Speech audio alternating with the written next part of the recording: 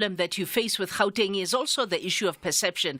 People around not just the country, but the continent perceive this as the place of opportunity. And there's a lot of migration into this province because everybody is coming to chase an African opportunity in the richest, as they call it, the richest square mile in Africa. What do you bring to the table? Good morning. Yeah, no, thank you very much once again. Look, as Action SA, KG, we do appreciate that there's so many things that needs to be done. And there's so many challenges that are facing our people, and we thought it's very important that we must highlight these few priorities for us, because the first thing that we want to do is to start growing the economy, not only of Gauteng, but grow the economy of South Africa, but Gauteng being the core of that. But you can't just grow the economy. You need to grow the economy that creates jobs, because as you are correctly saying, people are coming into Gauteng to look for jobs and to look for better opportunities. So our first priority is to grow the economy, and we are saying by 2029 we should have managed to grow this economy by more than 5.9% of the GDP. Secondly, we are saying we need to resolve the energy crisis, your load shedding, and it's great that we are 20-something days without load shedding now, but we have to look at a sustainable resolution of this energy crisis, and not just rely on pumping diesel into the infrastructure, and ensuring that we have a sustainable solution. Number three, we are saying it's important that as we grow the economy, as we resolve the energy crisis, that we also look at empowering the previously disadvantaged. We know that South Africa remains a very unequal society in the world today. We know that majority of our people are still in poverty. We know that young people in the main are still sitting at home without skills and not without any future. Fourthly, we are saying we need to restore the rule of law in South Africa, and particularly here in Gauteng. We need to ensure that we stamp out corruption, that we fight the scourge of drug abuse and gender-based violence, that we are able to then, as a last point, KG, to say we want to secure our borders. I want to go through all of those points, because there's many points that you've gone through, but at top level, the first thing that I want to talk is the fact that obviously your competitors are themselves claiming to be in it to win it. Yeah. Lesufi from the ANC here for Gauteng, Ndlozi for the EFF, your former home of the former yes. of the DA has Solim Simanga, Rise Mzansi has Vuyiswa Ramokgopa, who herself said the other day that she plans to boost the economy of Gauteng by creating 600,000 jobs, who they used to call as the Sushi King, Kenny Gunene for the Patriotic Alliance, just but to name a few. What do you think gives you as a person the edge above those characters, but also particularly Action SA as largely really a new party, because it's not tested yet in terms of delivering at a provincial level? What do you think gives you the edge, and why is it that Gautengers should consider putting their X next to a party that is really largely untested or hasn't previously done anything for us as citizens? Yeah, I was at the IEC Code of Conduct signing ceremony, and there was about 53 parties that will be contesting in Gauteng. And indeed, there's, you have named some of them. For us, KG, we are saying we are fielding a candidate that has experience in governance, experience. I've been as a councillor from around 2014. As MMC for Transport, Finance and Development Planning. Absolutely. I've got that experience, humbling as it is, but yeah, it's an experience that I'm bringing into this job. I've been an activist for almost entire, youthful and adult life, and over and above that, I'm not working alone. I'm working with a team of leaders from national up until to the province that has experience in various fields of whether you look at here in Gauteng, we've got people that have private sector experience, but people that have worked in government, in the health department, people that have worked in government also in the police and so forth. So we are bringing in teams of people that have worked both in the private sector and also in the government sphere. But our policies themselves and the work that we have done when we were in government, set us apart from some of our competitors. I mean, our president, Mr. Herman Mashaba, who also have been in the private sector before, built his own businesses during the dark days of apartheid. He also has an experience in governance, having been the mayor of the city of Johannesburg for 3 years. And while I was working with him, we managed to really try to turn around the city of Johannesburg, as it were. So that experience on its own and the achievement that we are proud of when we were still in the city of Johannesburg gives us an edge ahead of our competitors. I have to go to a commercial break, but I want to give you a chance to apply your mind to this question as I go to break so that you can respond to it when I come back from break. What do you say to those that say about both yourself and Mashaba that as much as you claim to have governance experience, largely the experience that you did gather, you gathered under the leadership of the DA. You didn't gather that leadership under the banner of Action SA. So what is it that is going to be markedly different? Because you can't run away from the fact that people are saying there are people who are saying Action SA is a different version of the DA. So what is going to be markedly different under the Action SA umbrella that you both bring on the table? And apply your mind to that question. I'm going to go to a break and invite you also to call in on 086 000 2032, 086 000 2032, and ask questions to Action SA's Gauteng Premier candidate, who's my guest in the studio this Friday, Funzi Ngubeni. We'll be back with your calls and Funzi Ngubeni in a short while. Attention to all music lovers. The highly anticipated Metro FM Music Awards are finally here. Y'all ready? Purchase your tickets to gain access to the awards ceremony and the live concert happening on the 27th of April 2024 at Mbombela Stadium, Mpumalanga. Yo, we about to have some fun in here. You can now secure your tickets from 300 Rand at www.computicket.co.za. Yeah, man, this is a big night. With a star-studded lineup of DJs and live performances, don't miss your chance to be part of this unforgettable celebration of talent and music excellence. Come on, Mbombela, come through. Let's do this. Hashtag MMA24, Black to the Future. Metro FM, it's where you want to be. The Northwest Legislature's Portfolio Committee on Economic Development, Environment, Tourism, Agriculture and Rural Development will embark on public hearings throughout the province on the Plant Health Phytosanitary Bill B14B21 on 25 April 2024 at Ngakamudiri Mulayama District in Motswedi Community Hall in Motswedi, at Dr. Kenneth Kaunda District in Agricultural College in Potchefstroom, at Dr. Ruth Somotsi Mompati in Tosca Community Hall in Tosca, at Bojanala District in Safer Scale Community Hall in Safer Scale. All hearings start at 10. After a 0-0 draw in Cairo, action continues in Kumasi between Dreams FC and Zamalek SC. The Ghanaian outfit want to show their visitors why they are known as Still Believe. They believe they will triumph, but the Royal Club insists they will graduate to the final. This is the second leg of the Total Energies CAF Confederation Cup semi-final. Catch Dreams FC versus Zamalek Sporting Club live on SABC Sport on DTT Channel 4 this Sunday, 28 April at 6 p.m. Also available on SABC Plus and SABCSport.com.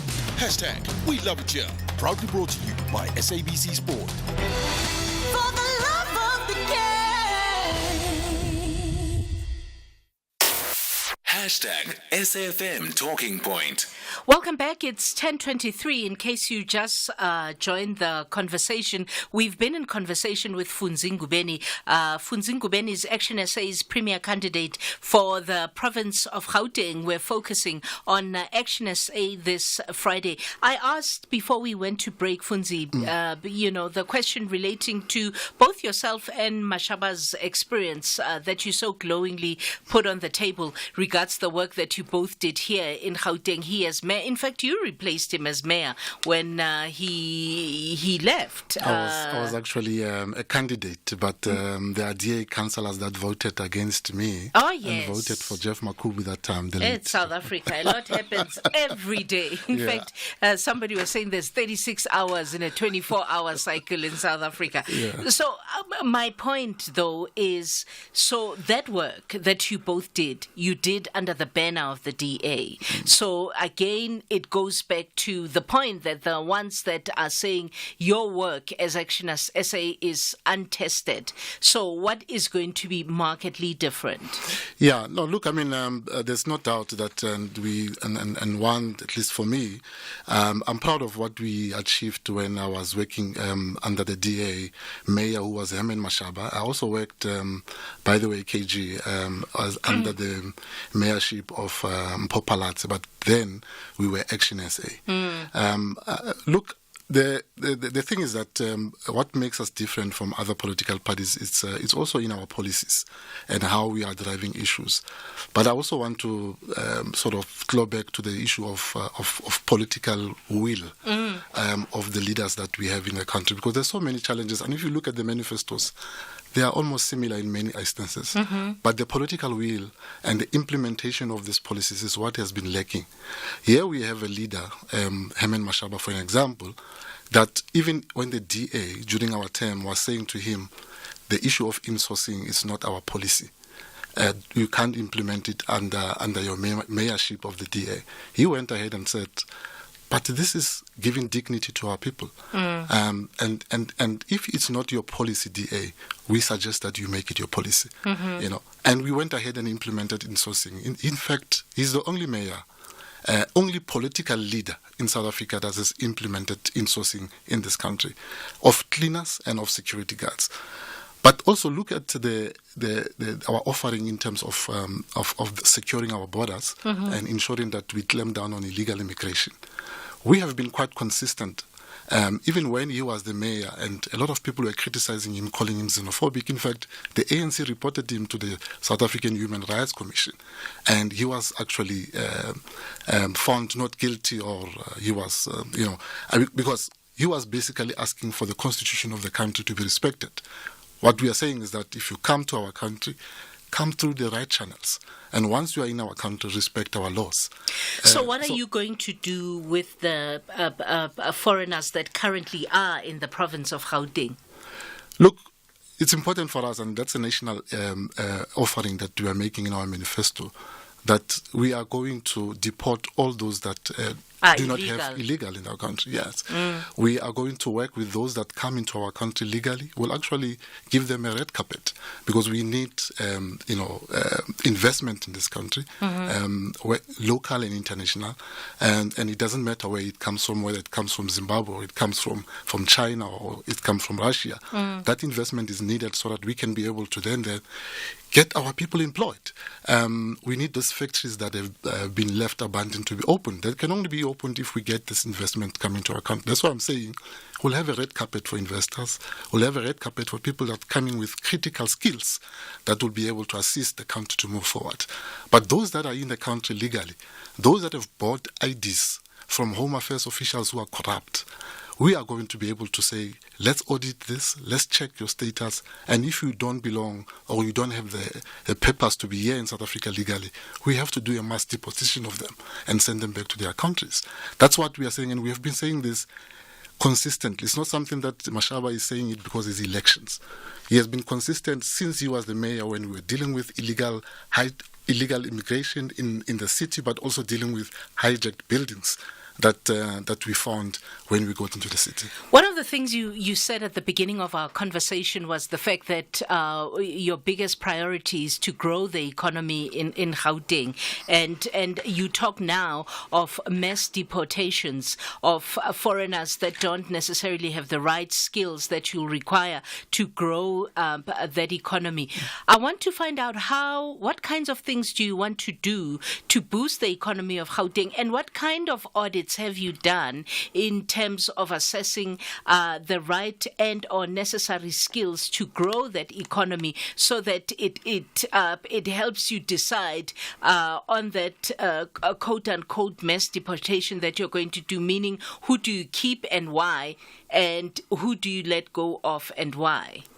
Yeah, and we must all acknowledge, and I think South Africans have already acknowledged that the economic policies that have been implemented for the last 30 years, in the main, have contributed to our people being leveraging in poverty now, and many of them being unemployed. 12 million of our people unemployed. So we want to bring in 12 million and counting. And counting, and quite sad, because young people, for example, who are actually graduating and passing matric, some of them have graduated and they're sitting at home. Some of them, yes, we know that they've dropped out maybe at grade 10, grade 11, for various reasons.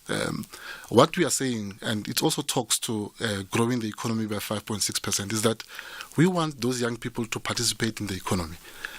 Basically, what we are saying is that they need to have an opportunity in life.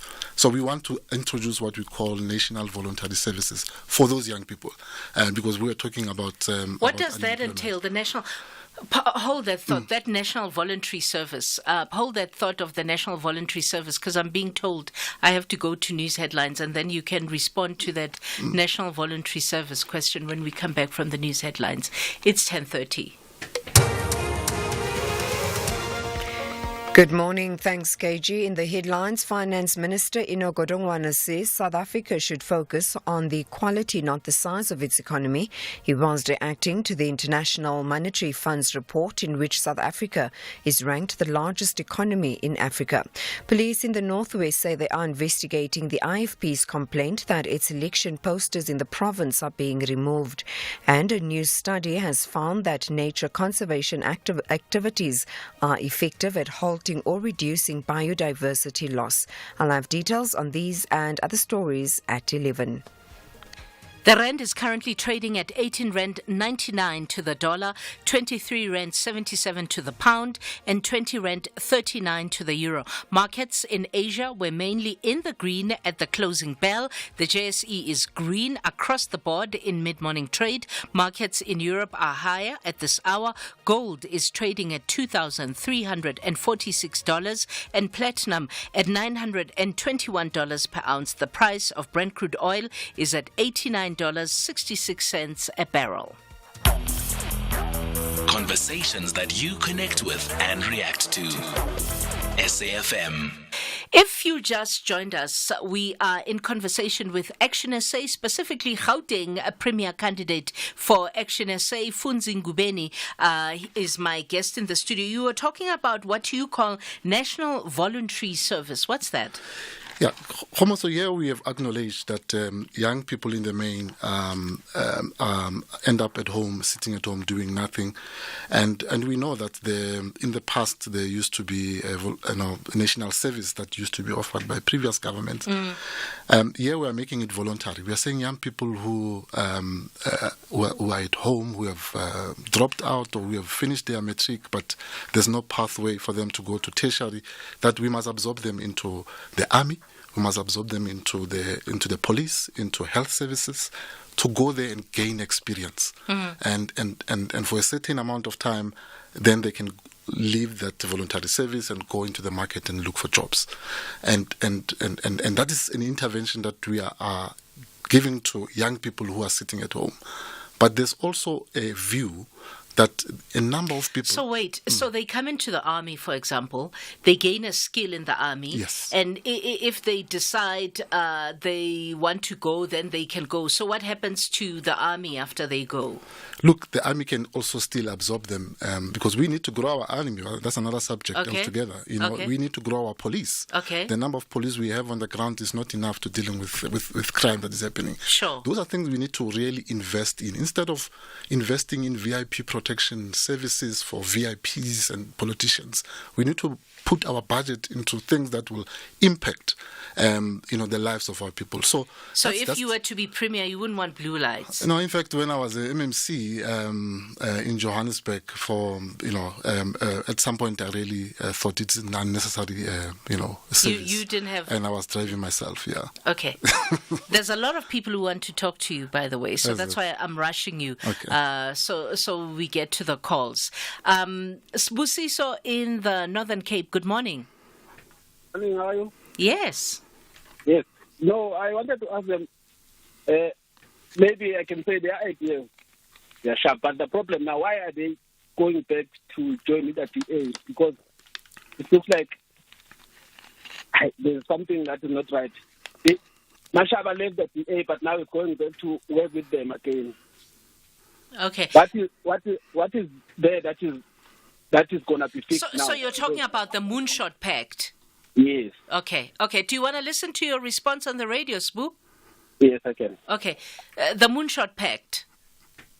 Do you want to respond? Yes. It's called a multi-party charter. Okay. The Moonshot Pact came with the Steenhuisen, and we called him to order. Look, I mean, there's no doubt that there's going to be there are areas where going to be coalition, but it must be clear, Khomoto, to all the listeners and to the voters, that Action SA is contesting to win outright. Particularly here in Gauteng, I can speak for myself as the premier candidate. We are contesting to win Gauteng. You don't want a coalition or marriage of any kind? Ideally, I wouldn't want that because our policies are quite firm, are quite practical, and we will be able to implement them very quickly without having coalition partners. But in the event that voters themselves decide to give us a coalition, and I'm quite confident that the voters this time will choose Action SA as a leading party in that coalition, that we will work with these parties. We already started having conversations with the DA, with the Freedom Front, with ACDP, with IFP. So and you're other saying parties. if you were forced to here in Gauteng, you'd get into a coalition with the DA? We'll get into coalition with the DA, we'll get in coalition with the IFP, but by the way, we're also open to other parties that are not in this pact at the moment, because other parties have said to us, look, we want to firstly see how many seats we are getting, and then we'll talk to you. So we are open to talk to many other parties that will be, except the ANC. We are not going to work with the ANC, so and that we have been very clear. So that's the only party you're not willing to get into a coalition with. Colin in Cape Town, good morning. Good morning, Cathy and your guest. Yesterday I heard on the radio these foreigners that we've got here. They reckon there's billions of rands leaving our country. They estimated about 600,000 foreigners have got spaza shops and hair salons right around the country. Now you can imagine the money is leaving this country. And I heard your guest talking about illegal foreigners and to get rid of. Well, that's a very good thing. And I'm just giving that figure now because I heard yesterday on RSG, the business people talking about it. The military is a very, very good idea. But they must remember one thing. If you do training for 2 years or something like that, and they leave the military, those recruits must be recorded what position they left the military, and they must go on to reserve list. Okay, Colin. Do you want to respond to Colin? I mean, he is quite right about the illicit, products and goods that are coming into our country. Most of them counterfeit. Whether you're looking at clothes that are being sold in the inner cities of municipalities here in Gauteng, whether you look at food that is being sold in spaza shops, Most of it's counterfeit. It actually makes our people sick. It kills young people in townships and endangers the lives of our children. So those are things that we want to clamp down on. And by the way, the main problem is with Home Affairs. That department is dysfunctional. Minister after minister have come in promising to resolve and reform Home Affairs, and the corruption that is happening there, it's unbelievable. So our view is that anyone that's printing falsified IDs and giving free pass to foreigners, illegal foreigners, we must treat them as having committed treason, and we must arrest them and keep them in jail forever, because they are basically compromising the safety of South Africans. We don't know what else these foreigners are bringing through our borders, whether it's guns and bombs. We don't know how much money they are taking out of the country into funding, wars and whatever. We don't know, but people that are doing that are South Africans, some of them, and we need to make sure that we treat them as criminals and deal with them harshly. It's treasonous to print IDs and passports, according to Action SA. We're going to continue our conversation with Gauteng Action SA Premier candidate Funzi Ngobeni, who is our guest in the studio in a short while. Molweni babukeli be-Kids Newsroom, igama lam ngumhlonto buhle Kelepa, izwakazi yasemampondomiseni, and we cannot wait to see you on SABC2 right here where you belong every single Monday at 4:30. See you there.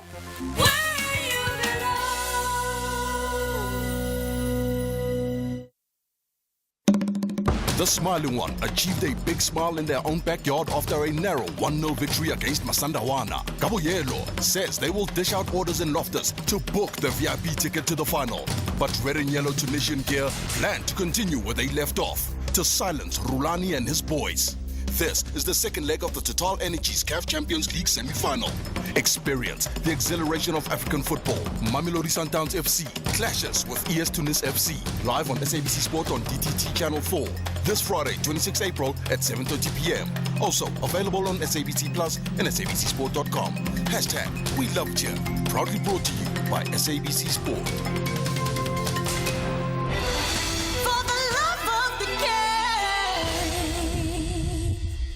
You are listening to KG Mwekezi on SAFM. 10:40, we're in conversation with Funzi Ngobeni, who is Action SA's Gauteng Premier candidate. The Amapanyazas, before we continue to go back to the calls, one of the things that you have said is that you plan to dismantle the Amapanyazas, the militia known as the Amapanyazas, to tighten security and control crime in society. In spite of what Panyaza Lisufi is saying is a job creation opportunity for the so-called Amapanyazas. Do you want to comment on that, Funzi? Almost when I campaign on the ground, I always say to voters that they must give us 5 years. And if we disappoint them and we don't, or we fail to implement, priorities that we have committed on our manifesto, they must vote us out. I think the ANC have been in power for 30 years now. And for 30 years, they've destroyed the economy. They've destroyed jobs. And now, 29 years now, with 30 tomorrow. With 30 tomorrow, they are now running around like headless chickens, trying to, show as if they are creating work, show as if they care about South Africans, and using state resources to do so.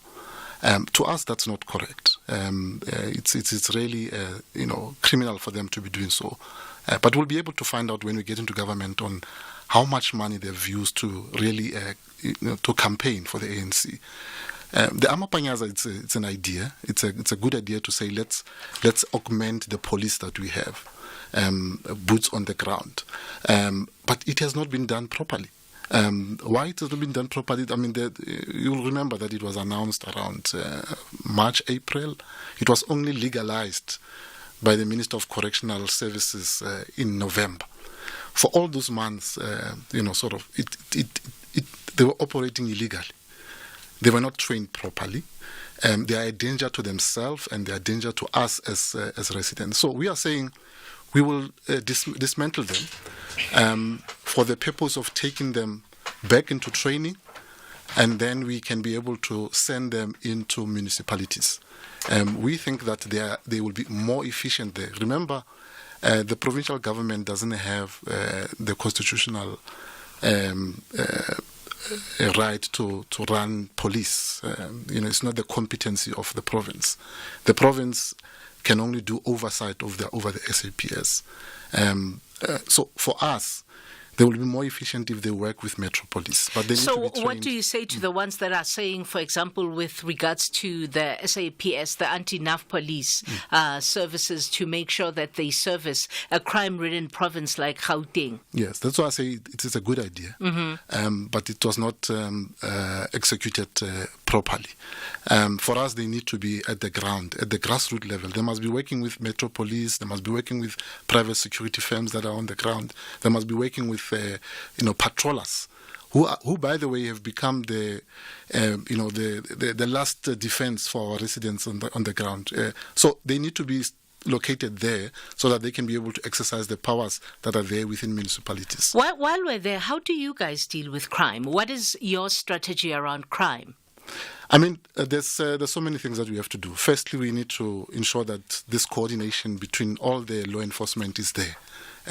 We need to make sure that SAPS, the private security firms, the Metropolis, your patrollers on the ground, community-based policing, all that needs to work in a coordinated way. From the province point of view, we'll do an oversight on that to ensure that happens. There's a law that allows us to intervene and work with municipalities under COCTA, constitutional right that is there for us to coordinate all these efforts of municipalities to fight crime.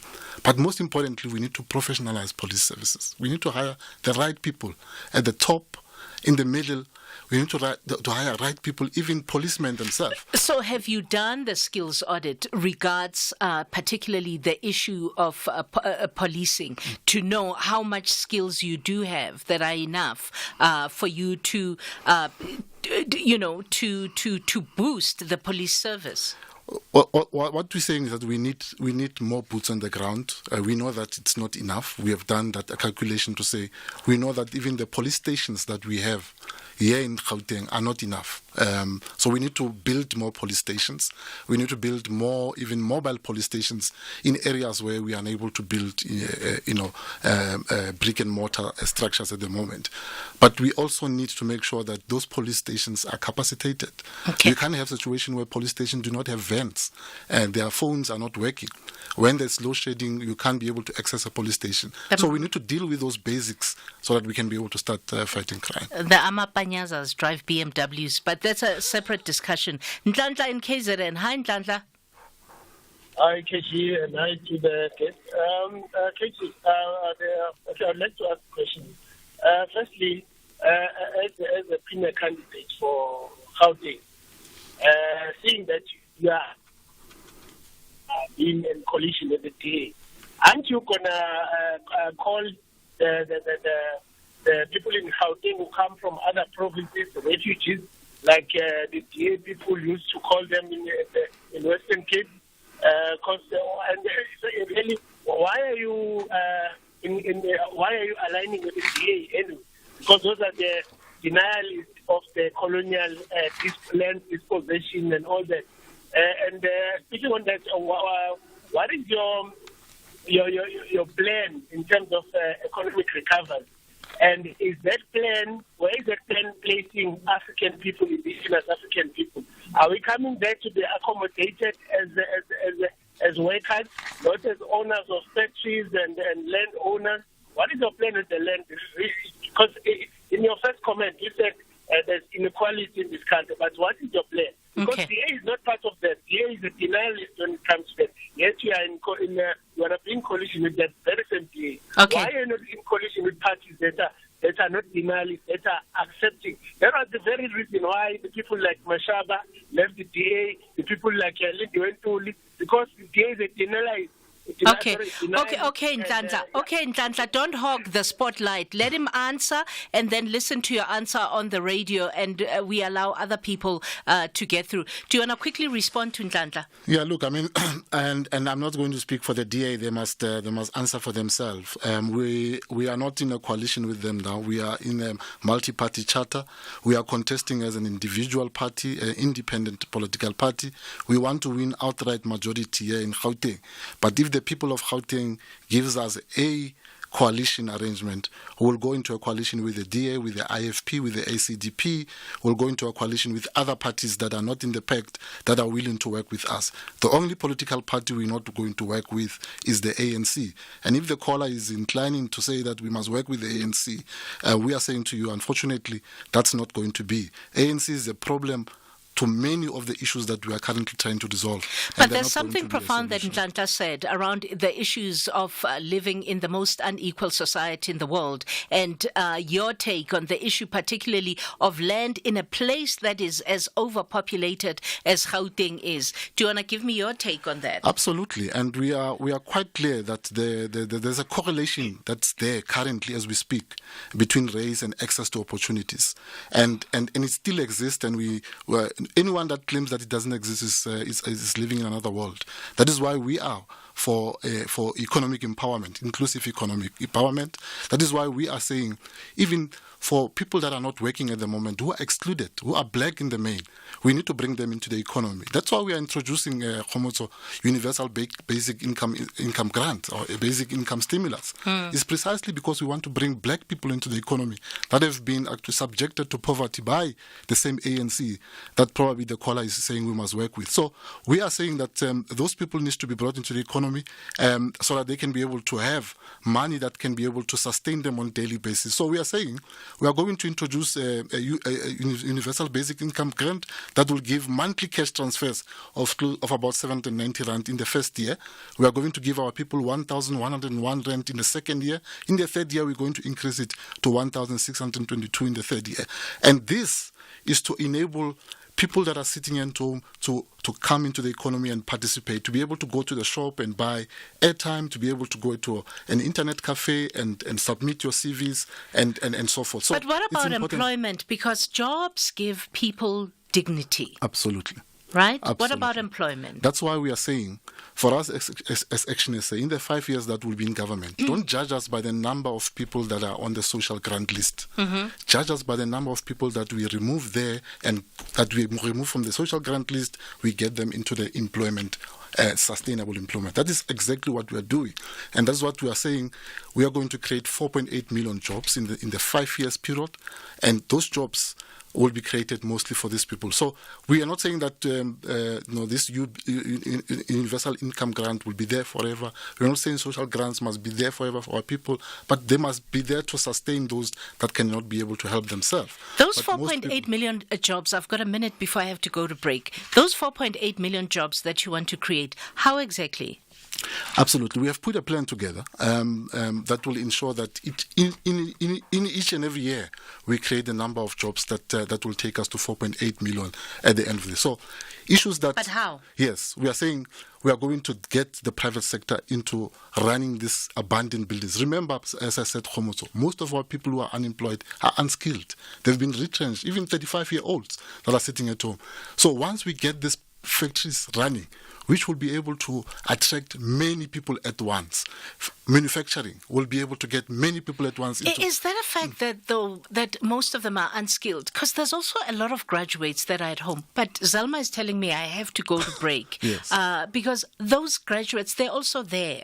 I have a nephew who's got 2 degrees, who's sitting at home and can't get a job. But Zelma says I have to go to break. But we'll come back with you.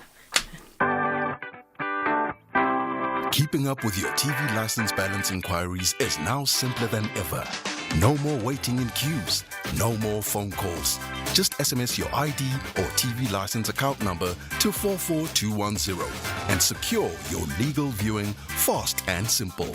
Standard SMS rates will be charged. Terms and conditions apply. TV licenses. Pay yours. Make a difference. Mama Kitty, I heard Rand Water talking on the radio about how dangerous it is for people to encroach on their pipeline servitude. Yes, those high-pressure Rand Water pipelines are under the ground distributing megaliters of water. When people build on top of the pipeline, Rand Water is unable to conduct maintenance on the pipeline, which has a negative impact on water provision.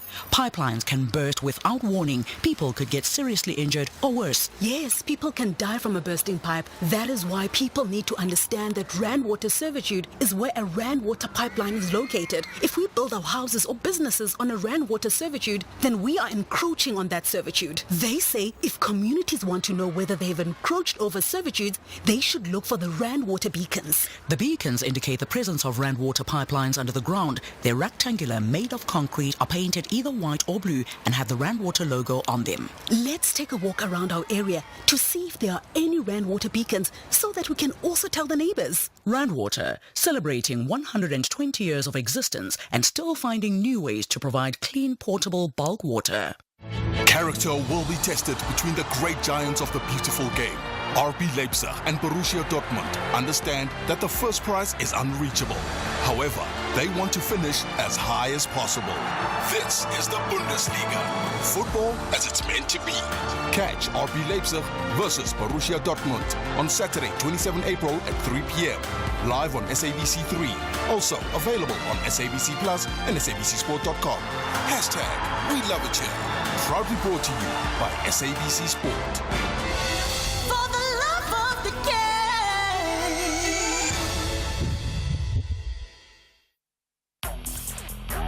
Conversations that you connect with and react to. SAFM. And as I look at the time, I've got 6 minutes to round off my discussion with Funzi Ngobeni, Action SA's Gauteng Premier candidate. I've got callers, I've got voice notes. I'm going to try and compress everybody and so that I can allow Funzi to respond. So I'm going to allow the callers to get through first. Please, when you get through, just get to your point very quickly so that we can allow as many people to get through and then give Funzi the space to respond. Mawande in the Eastern Cape. Okay, thanks, ma'am, for the opportunity. I'm a person who's visually impaired with a disability, and I know that Action SA has accommodated in their party list people with disabilities. What percentage have they given to people with disabilities to go to Parliament? And please, they must not not to support us when we are there in Parliament. Then the last issue, I don't know that they do not support BEE. What is it that they have to replace BEE, and how is it going to work? Okay. Thank you. Thank you, Mawande. Brian in Cape Town. Good morning, KG. I believe I have to be very quick here. Yes, please, Brian. Look, basically, number one, all the capitalist parties in this regime are all different tactically. They all claim to have the best answers and the best way of managing the economy, but they all agree in principle. That is that the capitalist system must remain. But that's aside from my point. Now, main point is why they should be, or any other party for that, should be better at ruling the country or governing the country, is that you won't have a a president that trades illegally or has illegal trading in American dollars on his farm. And trading in a foreign country is illegal. The looting of state assets, the Guptas, the state-owned enterprises, the arms deal, nothing has been resolved. And no one has been thrown in jail for all this looting. Trillions of dollars have been looted and stolen from this country's coffers since the Codessa. So I think, but on the other hand, I do believe that people should vote for the opposition. This is an alliance, the opposition alliance, not one party. So but get to your question then, Brian. Get to your question. No, my question is a response to your comment when you question him about what makes them better. The fact that there will be no Paula, the Guptas, etc., and the arms deal. You know? Okay. Thank you, Brian. Butana here in Rosebank. Hi, Butana. Hi, good morning, my sister KG. One question. The Nazi scheme,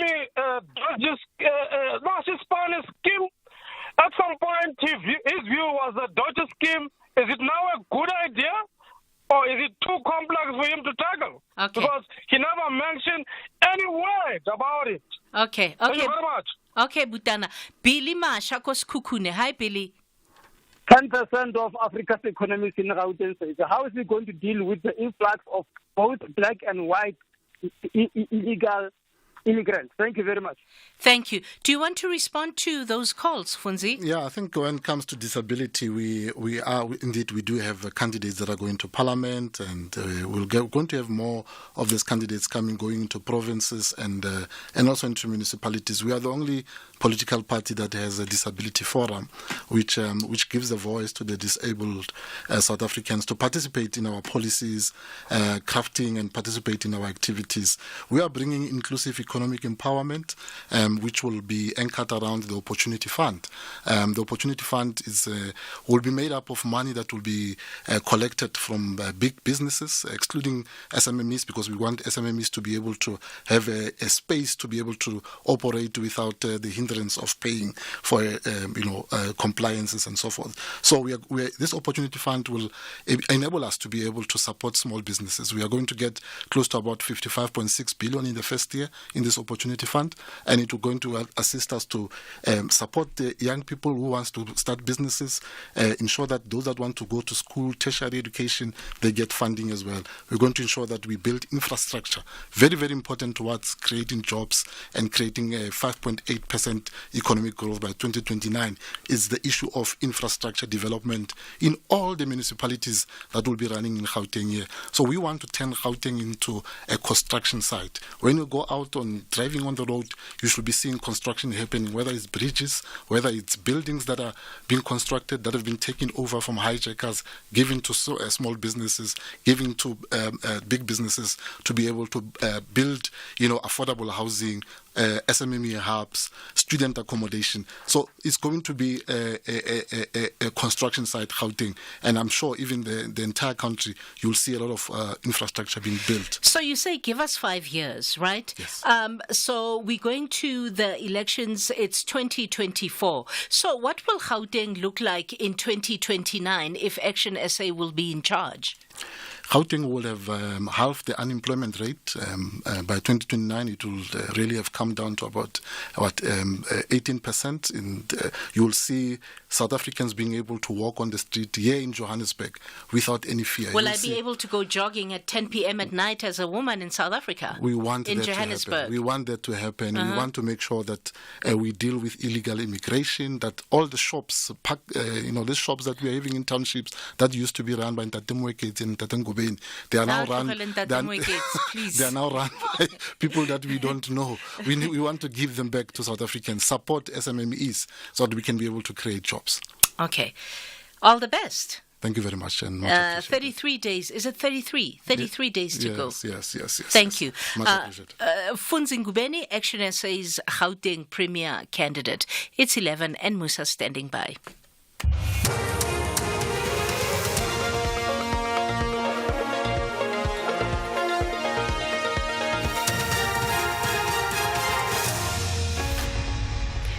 Thanks, KG. In our top stories, ANC to appeal cadre deployment contempt of court ruling, and Godongwana stresses quality rather than size of South Africa's economy. Good morning.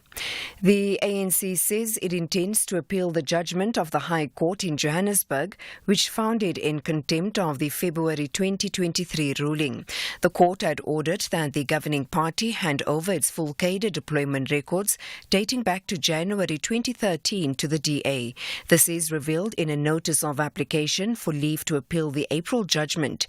It gave the ANC 15 days to hand over all unredacted records, hard drives to IT experts for reconstruction, and records from all committee members, after the court's recent finding that the policy was not unlawful.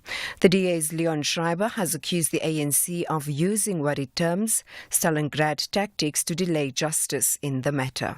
With this latest doomed attempt to appeal, the ANC continues its desperate Stalingrad tactics of seeking to delay justice in this matter. No fewer than 4 different courts have now ruled against the ANC's attempt to hide its dirty cadre deployment secrets from the people of South Africa. The ANC needs to understand that the DA will not relent on this matter.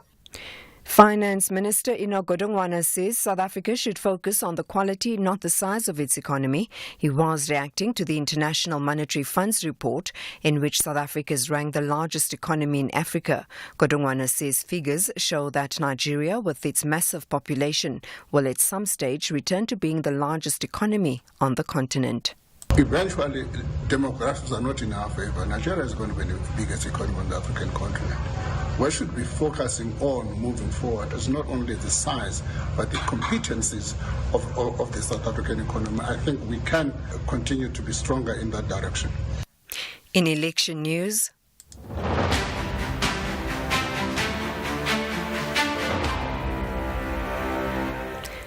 police in the northwest say they are investigating the IFP's complaint that its election posters in the province are being removed.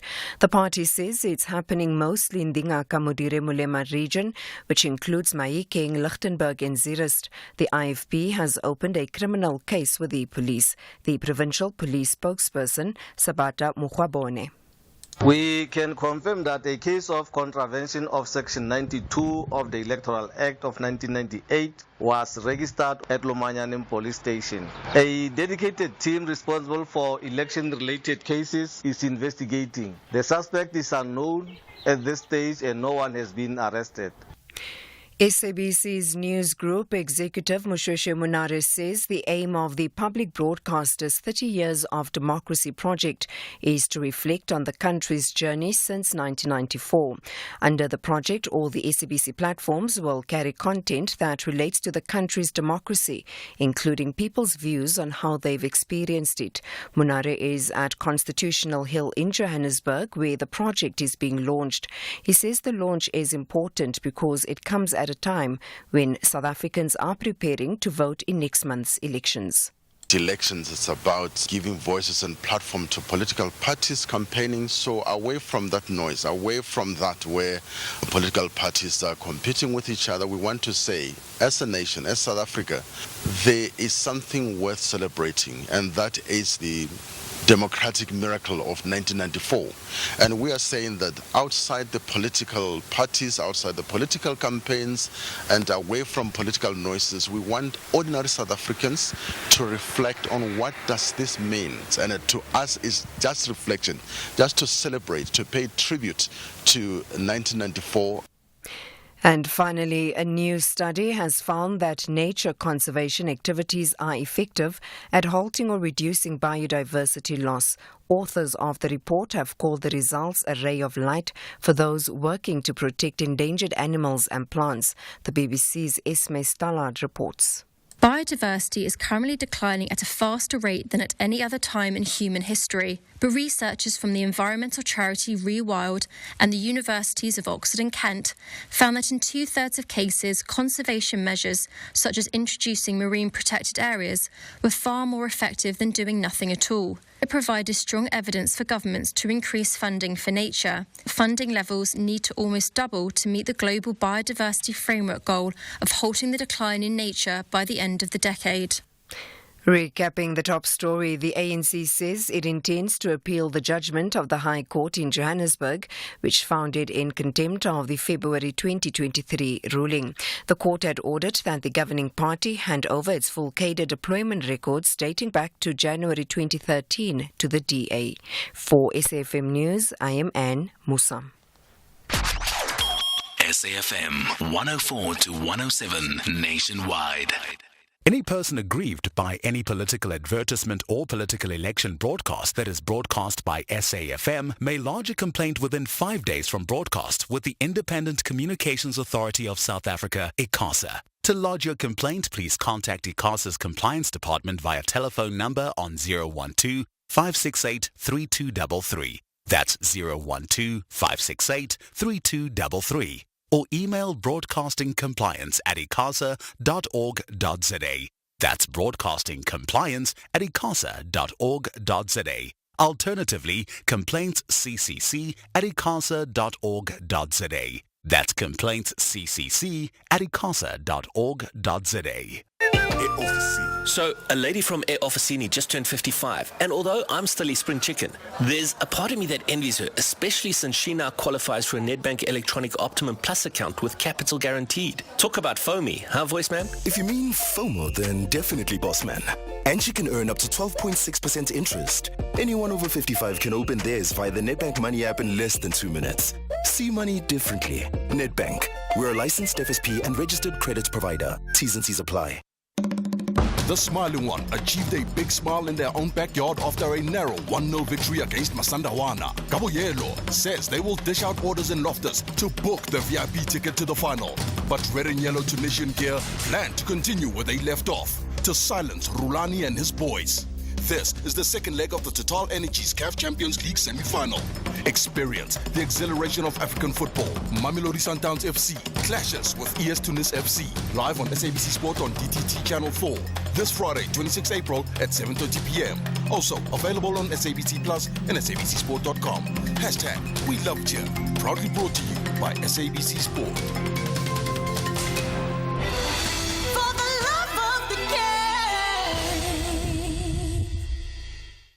Nalibito la ka ke bonolo mo atlhodi bantse ba mbareke Miss B morara Miss T mo atlhodi the Bonnie B Bonbon, and we'll be now playing Kena on Mondays at 4:30. The day has changed but the time slot hasn't. So if you're interested in news that's happening with us kids and our peers around the world, don't forget to tune in. See you there. The Friday Wind Down. Kick off your weekend the right way.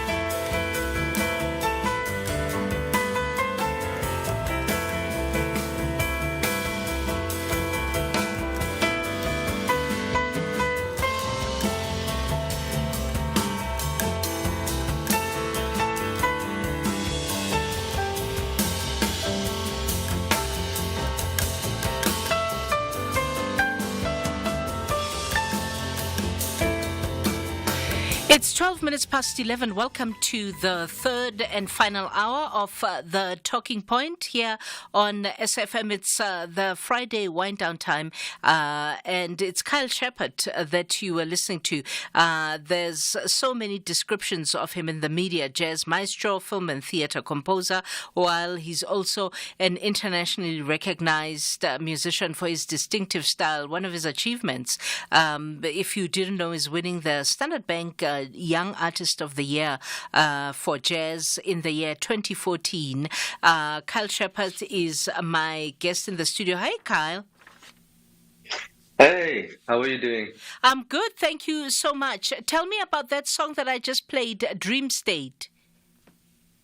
Yeah, that was the title song of our album, or my album, that I recorded back in 2014. My gosh, it's 10 years ago. And that coincided and was supported by, of course, winning the Standard Bank Young Artist of the Year award in 2014. And yeah, I have a lot of fond memories of that period, working with my trio, with Shane Cooper, who's also a former Standard Bank Young Artist Award winner, and also Jono Sweetman. So that was Dream State. Yeah, I mean, it's a big accolade. It may have been 10 years ago for you. And, also I think Shane Cooper won it. But the Standard Bank Young Artist of the Year Award is a big milestone for many South African jazz musicians. And when they pass through it, it almost inadvertently ends up redefining their careers. Did it for you? Yes, definitely. In South Africa, that particular award certainly holds and bears a certain weight in the industry. It's a wonderful barometer for determining sort of who are the new artists that are worth paying attention to. And I think the selection process and the judging process involved in, selecting the recipients of that award. And it's not only jazz. As you know, it's for art, theater making, dance and movement, and a few others. And I think it just holds a wonderful weight in the South African creative scene, as a putting a flag down in the ground as to who are the young artists to pay attention to. And I think that's what it did for me. I had been making a lot of music before that point, and up to that point, and in a sense, preparing myself and preparing the music and my band for a big moment, like winning an award like that.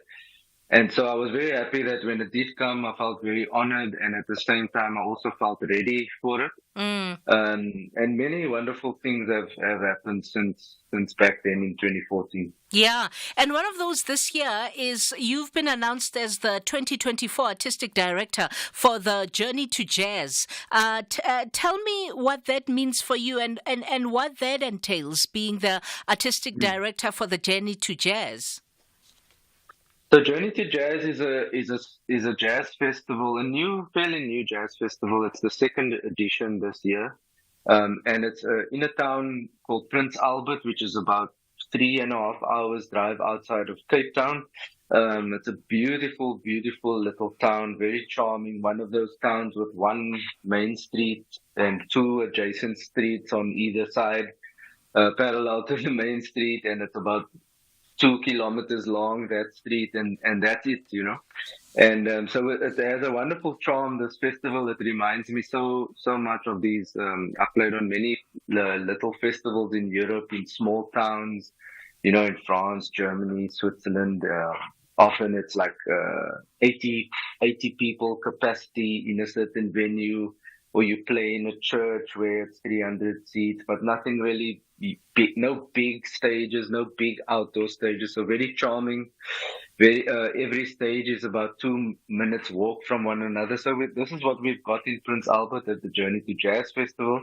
And they asked me to come on board as artistic director, to share my insights into the musicians and the music that I like, people I would like to bring to the festival. And so it was very much a job of curating a lineup that I thought was firstly, what was important for me is that it's a lineup that's world class.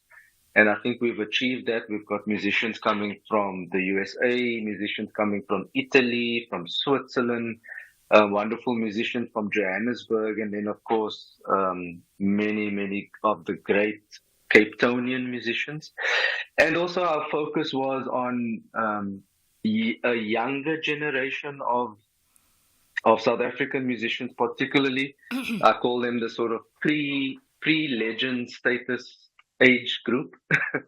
And, the best of what we had available to us, and I think we've achieved that. And so it's been a nice journey to be a curator of a lineup that firstly I would personally like to listen to and see in concert, and I think we've achieved that. The festival, in fact, kicks off next week, Wednesday, on the 1st of May, and runs until the 5th of May. So we're almost there. It's been 8 months of work. Yeah, it's 5 days is a lot. It's a lot of music to curate. But I think part of the difficulty of curating is also making sure that you don't gatekeep only based on your personal interests and choices alone.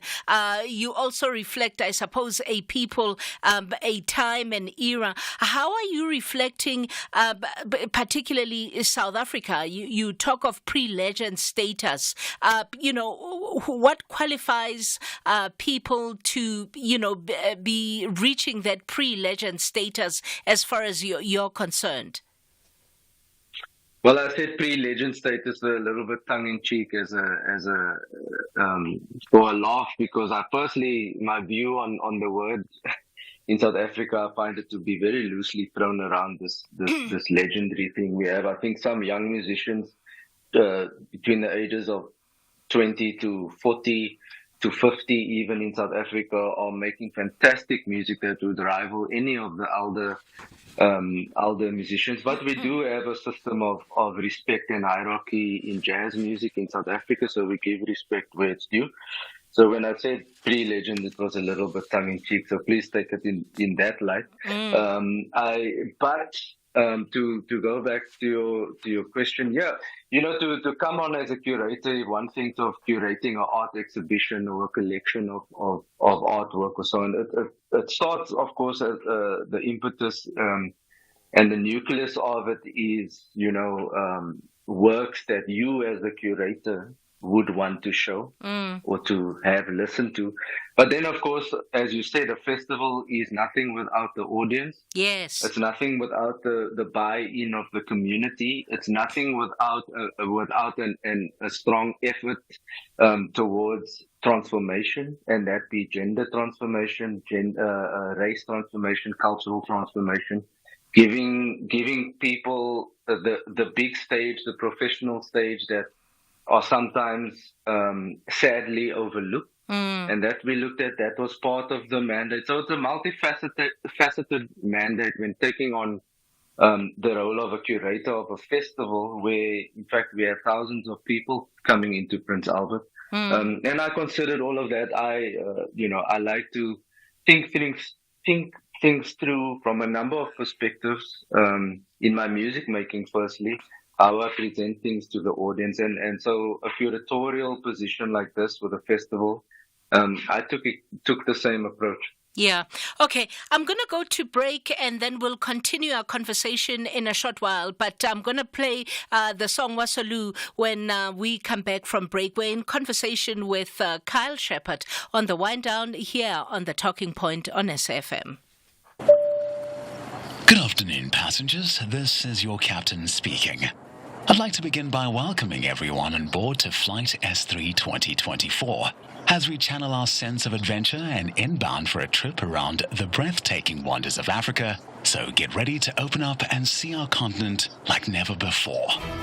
Africa's beauty is a sight to behold, from the peaks of Tanzania to the rainforests in Rwanda, from the pyramids in Egypt to the lakes in Malawi. There's magic in every destination that opens our eyes and changing our lives forever.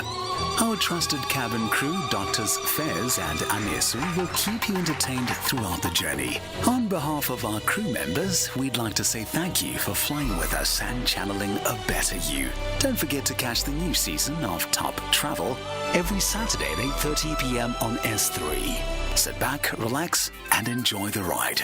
S3, open up.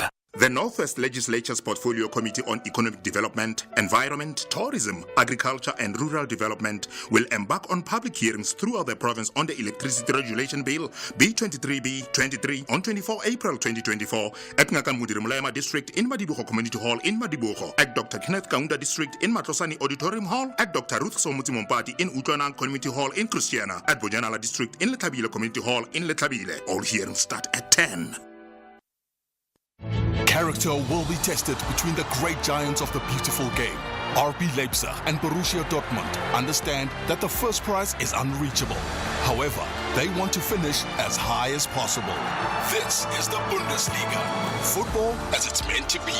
Catch RB Leipzig versus Borussia Dortmund on Saturday, 27 April at 3 p.m.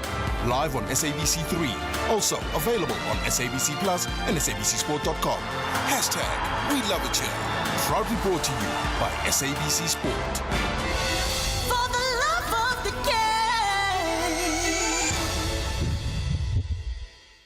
game. Celebrating our music heritage right here on the Friday Wind Down.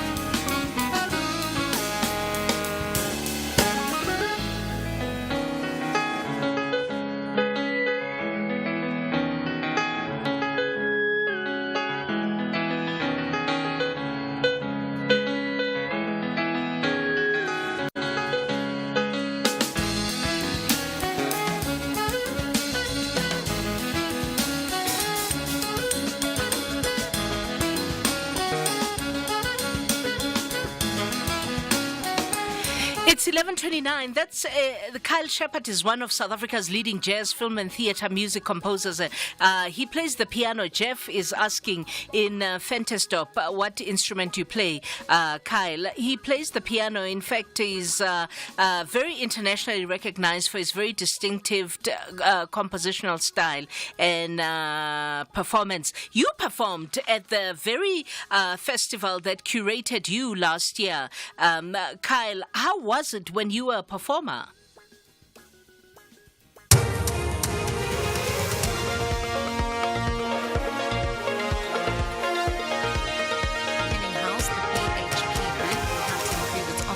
If it wants to acquire the British multinational mining company Anglo American. The Platinum Group shares lost over 1% this morning as its board unanimously rejected BHP's takeover proposal. In other news, the ANC says it intends to appeal the judgment of the High Court in Johannesburg, which found it in contempt of the February 2023 ruling. The court had ordered the governing party to hand over its full cadre deployment records dating back to January 2013 to the DA. And lastly, leadership squabbles in the National Freedom Party have prompted the Electoral Commission to suspend its allocation of funds to the party for the 2022-23 financial year. The Commission has confirmed in its annual report tabled before Parliament that the NFP is one of 4 political parties that did not receive funding from the electoral body. Full details on these stories and more at 12 o'clock. For SFM News, good morning. I'm Eva Chipa. Join us on Afternoon Express Tuesday at 6 p.m. on S3 as we celebrate Workers' Day. Cathy Mohlahlana shares how to assert yourself at work without being arrogant, and Amy Kleinhans lets us in on how to beat a bad day at the office. And we're making peanut butter balls for that 3 p.m. brain fog. That's Afternoon Express Tuesdays at 6 p.m. Repeat Sundays at 8:30 a.m. only on S3.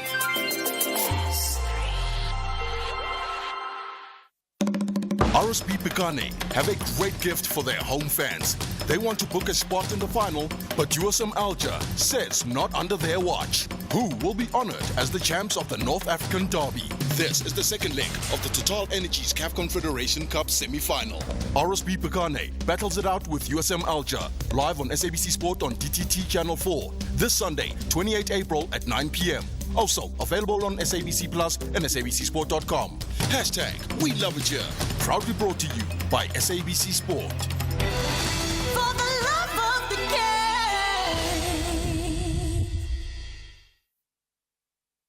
game. The Friday Wind Down. Kick off your weekend the right way. Stephen Grootes on SAFM. If someone was convicted for fraud 20 years ago and now applied for a job in a bank managing other people's money, the fact that it was fraud, which is sort of dishonesty involving money usually, would that mean that an employer could refuse to employ someone based on that? It can, depending on the outcome. Remember, in this particular case here, is that Mr. O'Connor conceded. He did in his application say that I had a criminal record. In the case where every company is obliged to do research into the background of the applicant. So if a person is convicted of a crime of fraud 20 years ago, obviously it does a carte blanche disqualification. It means the company has to find out whether he is a risk or not, and therefore due diligence is not absolutely excluded. Sabir Ahmed Jajbai, a labour dispute resolution practitioner. Hi, I'm Stephen Grootes. Don't forget SAFM Sunrise, starting your day 6 to 9 every weekday morning. 6 to 9 every weekday morning. Bridget Masinga on SAFM. Can we avoid this being a race thing? When we're talking diversity and inclusion and equity, surely we should also be very deliberate about the penetration of particularly black women in these spaces. We have, if you see in that article, 42% of children live in female-headed households. So women in South Africa play a massive role in looking after children and communities. And of course, then that means that they need the resources to be able to do that. There's a ripple effect in terms of the challenges we are seeing about women's economic advancement and women's advancement in the workplace, and how that affects the development and progress of families and children and so on. So I don't think we need to see it. It's not a race issue. It's actually an issue of this country. Shireen Mutara, the founding CEO. You are listening to The Full Circle, celebrating our music heritage right here on the Friday Wind Down.